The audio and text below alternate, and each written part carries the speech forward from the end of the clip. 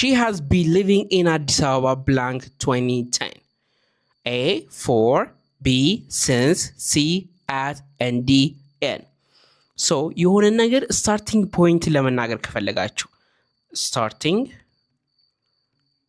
point መናገር ከፈለጋችሁ ምንድነው የምትጠቀሙት since ምትሏን ተጠቀማላችሁ ማለት ነው since የሆነ ነገር የጀመረበትን ቀን ለመናገር ከፈለጋችሁ ለምሳሌ since yesterday ከትናንት ጀምሮ ለማለት ከፈለጋችሁ ከጧት ጀምሮ since this morning ከትናንትና ጀምሮ since yesterday እንደዚህ የጀመረበትን ነገር ለመናገር ከፈለጋችሁ 2020 ጀምሮ since 2020 እንደዚህ ያላችሁ ለመናገር ስትፈልጉ since ስላላችሁ so our answer will be B. She has been living in Addis Ababa since 2010 ብለን መልሳለን ማለት ነው Number 3. This is blank coffee I have ever tasted. A, good. B, better.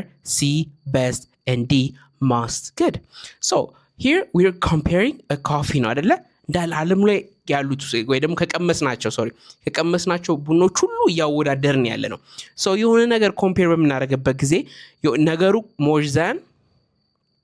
more than two things compare የምናደርግ ከሆነ እዚህ ምን እንጠቀማለን superlative እንጠቀማለን ማለት ነው ስለዚህ ከዚህ superlative ምንድነው C so this is the best ስላላችሁ ማለት ነው Number 4 she is blank than her sister A tall B taller C more tall and D tallest so now we're comparing እሷንና እህቷን ነው ያወዳደርን ያለ ነው ማለት ነው ሁለት ነገሮችን ነው ያወዳደርን ያለ ነው ሁለት ነገሮችን የምናወዳድ ከሆነ ደግሞ ምን እንጠቀማለን er እንጠቀማለን ለምን አይነት short adjective የሚባሉ ከሆኑ short adjective